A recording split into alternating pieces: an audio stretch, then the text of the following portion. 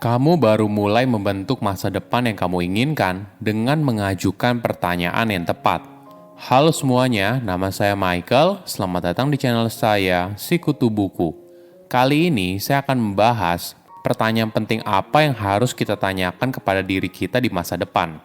Ini adalah rangkuman dari TED Talk yang dibawakan oleh McJ, seorang psikolog klinis yang memiliki spesialisasi pada orang yang berusia 20-an dan diolah dari berbagai sumber.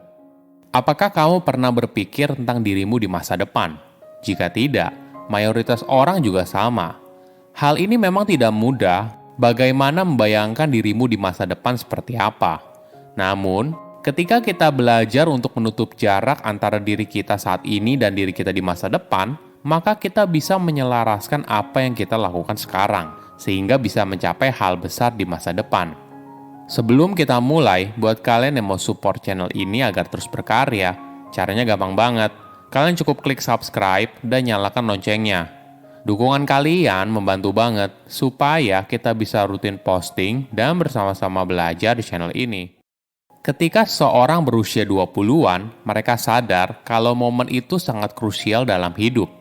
Mereka berusaha sebisa mungkin untuk melakukan segalanya dengan benar. Mereka ingin pindah ke kota baru, mereka ingin mendapatkan pekerjaan yang tepat, mereka ingin menemukan pasangan yang cocok. Intinya, mereka ingin jawaban yang benar. Sayangnya tidak ada jawaban yang benar. Tidak ada jawaban yang benar tentang di mana kamu harus tinggal atau di mana kamu harus bekerja. Hal ini disebabkan karena terlalu banyak variabel yang tidak terduga. Namun kabar baiknya, karena tidak ada jawaban yang benar, maka tidak ada jawaban yang salah juga. Yang ada hanyalah jawaban saja. Jadi ketika kamu berusia 20-an, manfaatkan waktu itu sebaik mungkin untuk mendengarkan dan jujur dengan dirimu sendiri. Hal ini memang tidak mudah. Ketika kita masih muda, rasanya sulit sekali membayangkan dirimu di masa depan seperti apa. Misalnya ketika kita berumur 35 tahun itu, seperti apa ya? Menurut riset, cara otak kita berpikir tentang diri kita di masa depan sama halnya ketika kita berpikir soal orang asing. Itulah sebabnya kita perlu belajar soal kesenjangan empati atau dikenal sebagai empathy gap. Ini merupakan bias kognitif yang membuat seseorang kesulitan untuk memahami keadaan mental yang berbeda dengan yang dialaminya saat ini. Contohnya seperti ini. Ketika seorang sedang dalam kondisi tenang, dia akan kesulitan memprediksi apa yang dilakukan ketika marah. Sama halnya ketika seorang yang sedang menjalani diet berada dalam kondisi perut yang kenyang. Dia kesulitan untuk prediksi bagaimana dirinya bisa kuat menghadapi godaan untuk makan makanan yang tidak sehat ketika dirinya lapar. Menariknya, saat kita bisa menjembatani kesenjangan empati antara diri kita saat ini dengan diri kita di masa depan, maka kita bisa bersikap lebih baik dengan diri kita sendiri. Dalam sebuah studi, peneliti menggunakan teknologi virtual reality kepada responden berusia 20-an yang melihat wajah mereka menua. Pengalaman ini ternyata memberikan efek yang menarik. Responden muda yang melihat wajahnya menua menaruh uang yang lebih banyak untuk masa pensiun dibandingkan responden yang tidak. Ada fakta yang menarik. Banyak momen signifikan dalam hidup terjadi ketika seorang berusia 35 tahun. Inilah yang dilakukan oleh Mac. Dia bertanya kepada para kliennya untuk mengimajinasikan diri mereka ketika berusia 35 tahun. Mac bertanya hal yang spesifik. Bagaimana penampilan fisik mereka di masa depan?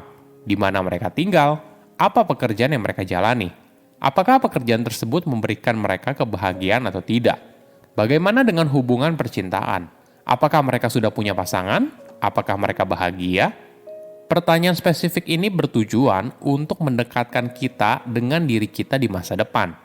Perlahan-lahan, diri kita saat ini mulai merasakan adanya hubungan dengan diri kita di masa depan.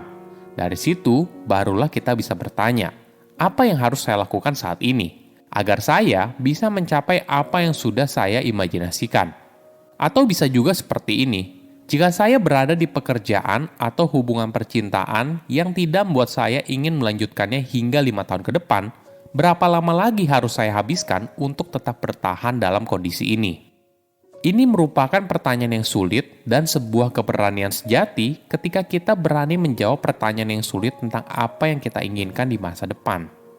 Apakah hanya orang yang berusia 20-an saja yang perlu membayangkan masa depan seperti itu? Tentu saja tidak. Di setiap fase kehidupan, teknik ini masih bisa dilakukan. Ketika seorang berusia 20-an, mereka biasanya baru mulai menyadari untuk mulai memikirkan tentang diri mereka di masa depan. Latihan ini sangat penting karena saat mereka berusia 30-an, 40-an, atau bahkan 50-an, mereka sudah membangun hubungan yang lebih baik dengan diri mereka di masa depan. Setelah bertanya soal bagaimana dirimu di masa depan, lalu apa? Apa yang harus kamu lakukan? Pertama, bedakan antara dirimu di masa lalu, saat ini, dan di masa depan. Kita terbiasa memberikan label pada diri kita sendiri, entah itu dengan bilang saya seorang introvert, saya tidak pandai bergaul dengan orang lain, dan sebagainya. Ketika kamu memberikan label untuk dirimu sendiri, kamu berhenti mencari alternatif. Perlu kamu sadari, kamu bukanlah orang yang sama dengan dirimu di masa lalu. Kamu tidak melakukan sesuatu dengan cara yang sama seperti dulu.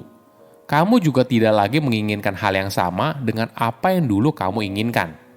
Daripada fokus memberikan label pada dirimu sendiri, bagaimana kalau menyadari seberapa jauh kamu telah berkembang dan berubah dari dirimu yang dulu? Kedua, membuat jembatan antara diri kita saat ini dan diri kita di masa depan. Memang betul, kamu yang sekarang dan kamu yang di masa depan adalah dua orang yang berbeda. Namun perlu disadari, dirimu di masa depan tetaplah bagian dari dirimu. Dia bukanlah orang lain yang masa depannya bisa kamu rusak. Coba buat jarak antar dirimu di masa kini dengan dirimu di masa depan semakin dekat. Sebuah studi dari University of Michigan dan University of Southern California menemukan, ketika seorang berpikir tentang peristiwa masa depan dalam hitungan hari daripada tahun, peristiwa itu terasa terjadi lebih cepat. Selanjutnya, ketika seorang diminta untuk mempertimbangkan peristiwa yang jauh seperti pensiun, mereka yang diberitahu kalau pensiun akan terjadi dalam 10.950 hari, mulai menabung 4 kali lebih cepat daripada mereka yang diberitahu kalau hal itu akan terjadi dalam 30 tahun. Ini merupakan fakta yang menarik. Apapun tujuan jangka panjangmu, misalnya menjadi lebih bugar, meluncurkan bisnis sendiri, menulis buku, kamu bisa membuat tenggat waktu dalam hitungan hari, bukan bulan maupun tahun. Hal ini akan bantu kamu memahami masa depan sebagai sesuatu yang terasa lebih dekat. Ketiga, nikmati prosesnya. Untuk mewujudkan tujuan yang besar di masa depan, tidak bisa terjadi dalam semalam. Namun otak kita bekerja dengan cara yang berbeda. Kita terbiasa mendapatkan hadiah secara instan. Jadi, ketika kita membuat tujuan yang besar dan hadiahnya masih berada jauh di depan, otak kita kesulitan untuk memproses hal tersebut. Hasilnya, target yang sudah dibuat tidak bisa kita jalankan dengan konsisten. Dalam sebuah penelitian, peneliti bertanya kepada responden secara online tentang tujuan yang mereka tetapkan di awal tahun. Kebanyakan orang menetapkan tujuan untuk mencapai manfaat jangka panjang yang tertunda, seperti kemajuan karir, pembayaran hutang, atau peningkatan kesehatan. Peneliti lalu bertanya, seberapa menyenangkannya dalam mengejar tujuan tersebut, dan seberapa penting tujuan tersebut bagi hidup mereka. Peneliti juga bertanya, apakah para responden masih mengerjakan tujuan tersebut setelah 2 bulan menetapkannya? Hasilnya cukup menarik. Responden yang menikmati apa yang mereka kerjakan dalam mencapai tujuan tersebut ternyata memberikan hasil yang jauh lebih baik daripada responden yang menilai kalau tujuan mereka sangatlah penting. Berpikir soal masa depan memang tidak mudah, namun dengan pertanyaan yang tepat, kamu bisa mulai mendekatkan dirimu dengan masa depan yang kamu inginkan.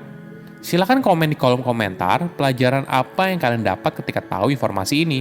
Selain itu, komen juga mau tahu informasi apa lagi yang saya review di video berikutnya. Saya undur diri, jangan lupa subscribe channel YouTube Sikutu Buku. Bye-bye.